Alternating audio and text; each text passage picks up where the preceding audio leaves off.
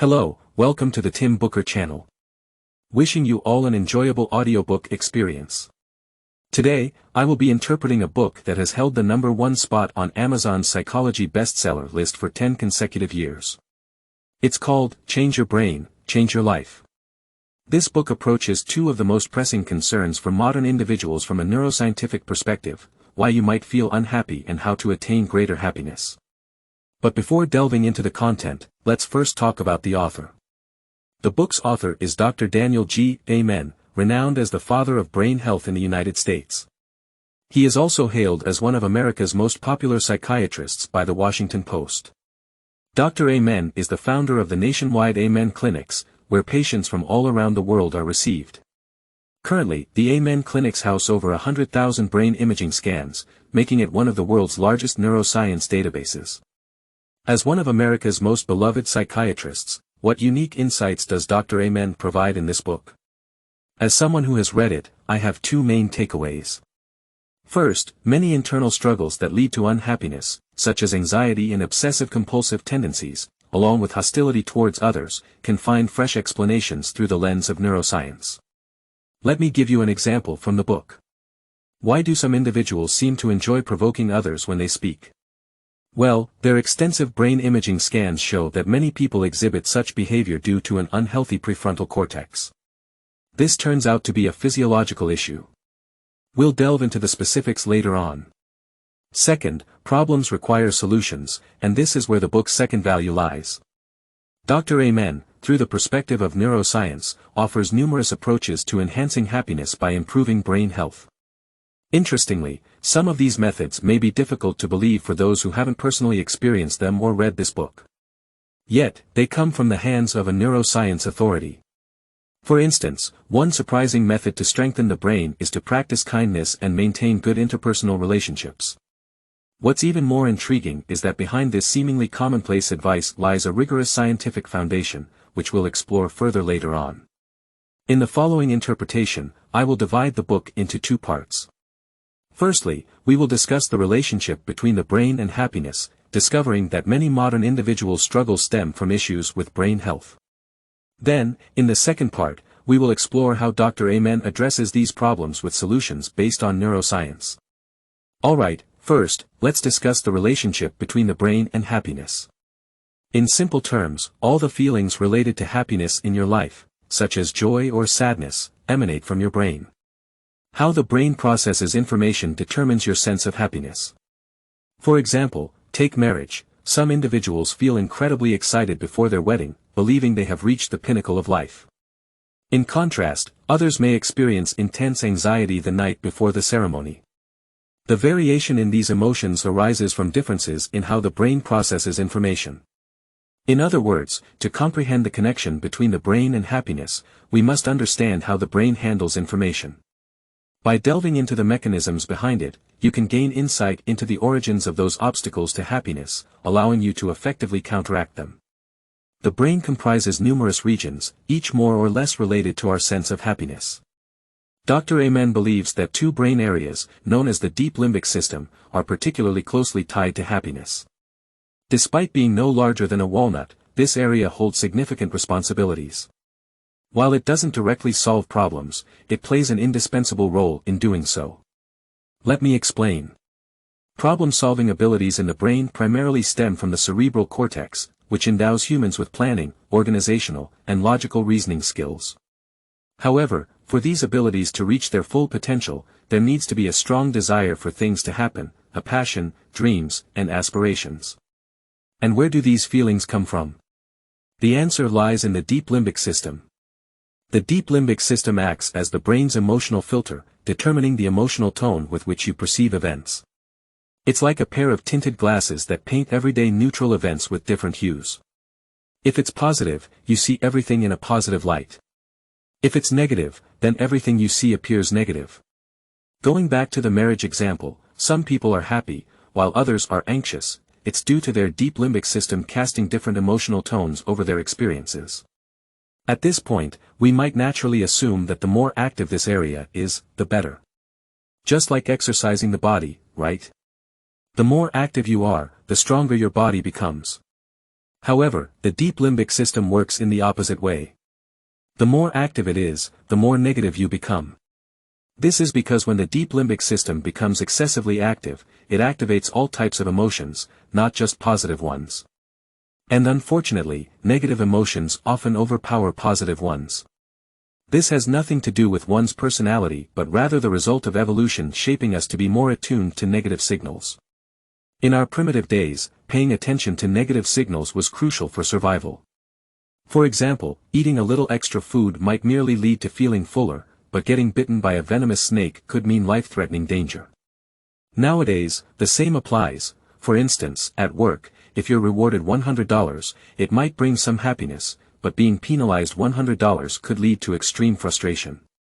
Of course, having an excessively active deep limbic system is problematic, but having it inactive is not good either. If it becomes too inactive, your emotions will fade away, and you'll lose interest in everything. In other words, our goal isn't to stimulate or suppress the deep limbic system but to keep it at a normal, active level. As for how to regulate it, we'll discuss that later. So, that's the first brain area, the deep limbic system.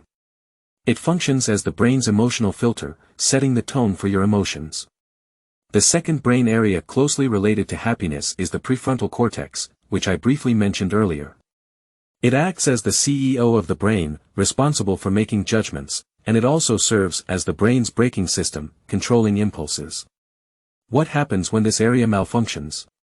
As we discussed earlier, individuals with prefrontal cortex issues tend to enjoy provoking others because the prefrontal cortex is responsible for braking, and the premise of braking is to perceive external stimuli clearly.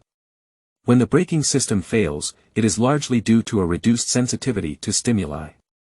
However, the prefrontal cortex itself has a certain need for stimulation. So individuals with deficiencies in this area actively seek external stimuli. Mild symptoms manifest as provocative speech, inciting others' emotions, and then using those emotions to stimulate themselves, satisfying the physiological needs of the prefrontal cortex. Severe cases might involve unnecessarily looking for trouble or even picking fights. In other words, many provocative behaviors are not intentional, they stem from individuals with unhealthy prefrontal cortex trying to patch up their bodies by seeking external stimulation to meet the physiological needs of the prefrontal cortex. To maintain a healthy prefrontal cortex, we can actively seek a little bit of stimulation to keep it active. For example, engaging in high-intensity sports or participating in safe yet thrilling activities like roller coasters. You can also voluntarily take on challenging tasks at work to exercise your abilities, which will help keep the prefrontal cortex at a healthy activity level. Alright, that was the second brain area related to happiness, the prefrontal cortex. Of course, there are many other brain areas related to the sense of happiness, such as the basal ganglia, which is the brain's attention coordinator, helping you allocate attention reasonably, determining which matters to care about and which ones to ignore. If this part malfunctions, a person becomes excessively concerned, wanting to meddle in everything. Another example is the default mode network, which serves as the brain's attention switch, enabling you to freely shift your focus from one thing to another. When it malfunctions, a person tends to overthink and get stuck in a problem, unable to break free, engaging in self-contemplation. There are many other brain areas related to happiness, but we won't delve into them further here. Alright, that concludes the content for the first part. The relationship between the brain and happiness. We discussed two brain areas that are closely related to happiness, and they both play a role in our sense of well-being. However, it's essential to note that the functions of these brain areas go far beyond what we mentioned. We only discussed their functions related to happiness. So, how can we improve brain health to increase our happiness? The author provides us with many suggestions in the book to take care of our brain's health. For example, appropriately supplementing serotonin levels in the body. Serotonin is an emotional regulator that can make you feel more optimistic and relaxed. How can you supplement it? You can consume foods rich in L-tryptophan, which is converted to serotonin in the brain. Some good choices are salmon, chicken, and milk. Dr. Amen also suggests quitting smoking and alcohol and eating a high-fiber diet, among other recommendations that you might have heard elsewhere. But, of course, Dr. Amen has some special brain health maintenance plans as well. Today, I found 3 less common yet interesting suggestions from the book that will help you further understand the brain. In the second part, I will share these 3 suggestions with you. The first recommendation is something we mentioned at the beginning: building good interpersonal relationships for yourself. Whether at home or in society, it's essential to maintain positive relationships. Don't assume this is just a casual suggestion from the author, there's a scientific basis behind it. As mentioned earlier, the deep limbic system in the brain is closely related to emotions. Notably, it also stores all emotional memories, both positive and negative ones. The accumulated positive memories contribute to a more positive emotional tone, while more negative memories lead to a more pessimistic outlook when facing new stimuli from the outside world. This is why the author emphasizes the importance of having good interpersonal relationships to make your brain feel happier. Having good relationships often means that people around you like you, leaving you with more beautiful memories. Additionally, the better your relationships, the stronger your ability to recover when facing sadness. This is because the positive memories stored in the deep limbic system establish chemical connections with our nerves. When someone close to us passes away, our brain releases signals to the deep limbic system, signaling that those people will no longer have any contact with us. This severs the emotional and memory connections in the deep limbic system, leading to psychological pain transforming into physical pain. However, these severed connections can be repaired, and the repair process is facilitated by recalling positive memories. The author found that people who had better relationships with the deceased, although more saddened by their departure, recovered from grief earlier. When they remembered the deceased, they only recalled beautiful memories without regrets. These positive memories stimulate the brain to release positive neurotransmitters, helping to repair the severed chemical connections to some extent. On the other hand, people who had poor relationships with the deceased would only think of the problems they had with them. The chemical connections between nerves and memories couldn't be repaired, and they would continue to feel uneasy. In summary, having good interpersonal relationships allows you to store more positive memories, leading to a more positive emotional tone in the deep limbic system. It also enables the deep limbic system to have better restorative capabilities when dealing with loss. Of course, it follows that you should occasionally spend time with family, go out on a romantic dinner date with your partner, or surprise your loved ones. When you create surprises for close relationships, you're also activating positive memories in the brain. These experiences further enrich your deep limbic system. In life, small surprises, from the perspective of neuroscience, are indeed essential. However, building good interpersonal relationships isn't something that happens overnight. If you don't have the patience, I can recommend Dr. Amen's second suggestion. This method is quite simple, and you may find it surprising: smell your favorite scents. For example, spray perfume or place flowers with your favorite fragrance in your room. In essence, expose yourself to the scents you enjoy frequently. Remember, it's about smelling, not eating. When you eat something, it goes into your stomach and is processed through the digestive system.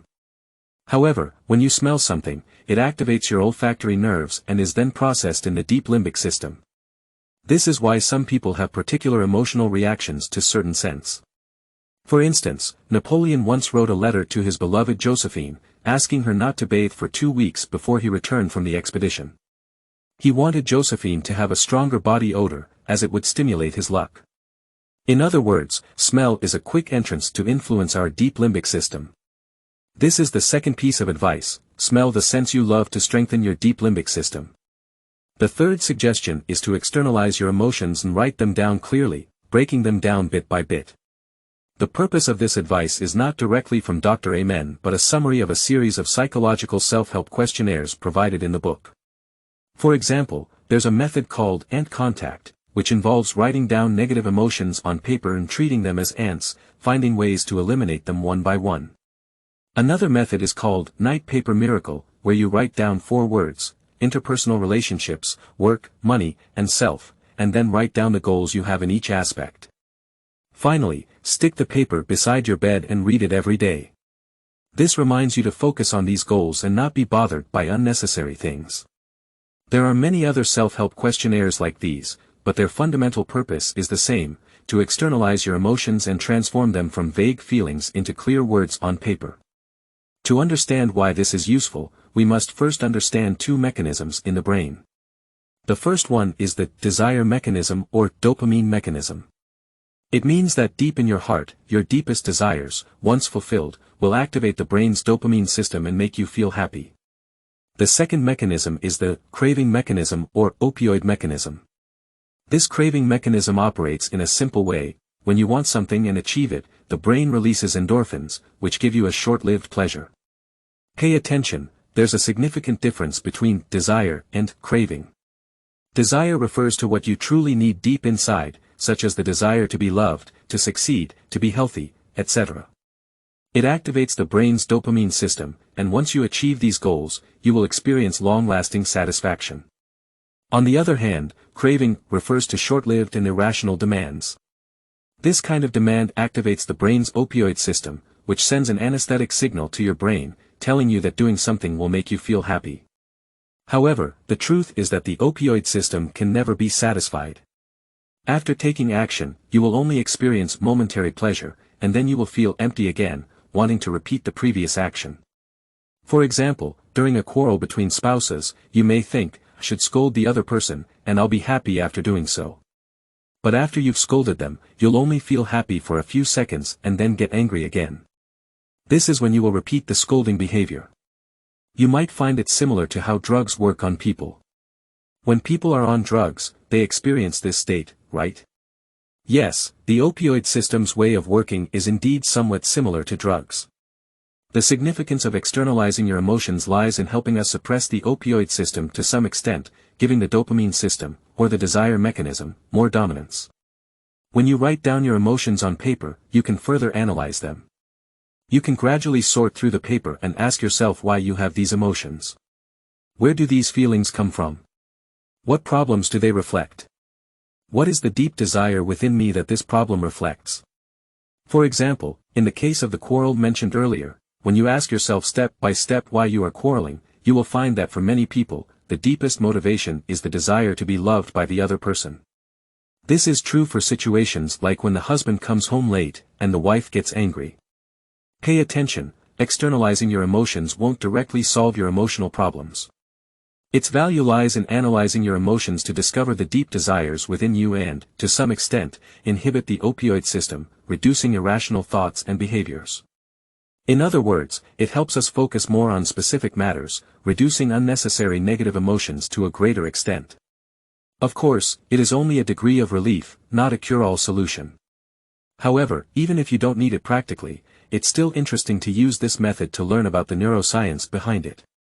This concludes the second part of the content on how to improve brain health to enhance happiness. We have introduced 3 methods. The first method is to have good social relationships, which involves storing positive memories to make the deep limbic system of the brain healthier. The second method is to smell the scents you like, which can create a good mood by experiencing pleasant odors. The third method is one I summarized from the numerous questionnaires provided by the author. It's called externalizing emotions, which helps suppress the opioid system and reduce unnecessary negative emotions. Alright, at this point, we have completed the essence of the book Happy Brain. Let's review the 2 main parts discussed today. Firstly, we explored the relationship between the brain and happiness. In simple terms, all your feelings depend on how the brain processes information, directly determining whether you feel happy or not. 2 brain regions are most closely related to happiness: the deep limbic system, known as the emotional filter, and the prefrontal cortex, which acts as the executive system of the brain. In the second part, we discussed 3 methods to improve the brain. The first is building positive interpersonal relationships, the second is smelling pleasant scents, and the third is externalizing emotions. Having just covered this part, there is no need to elaborate further. Congratulations, you have completed another book. Thank you all for listening to the Tim Booker channel. Please subscribe to the Tim Booker channel, like, and share this valuable knowledge with your friends. Let us combine wisdom with practice to achieve our financial goals and create a better future. Thank you, everyone, and goodbye.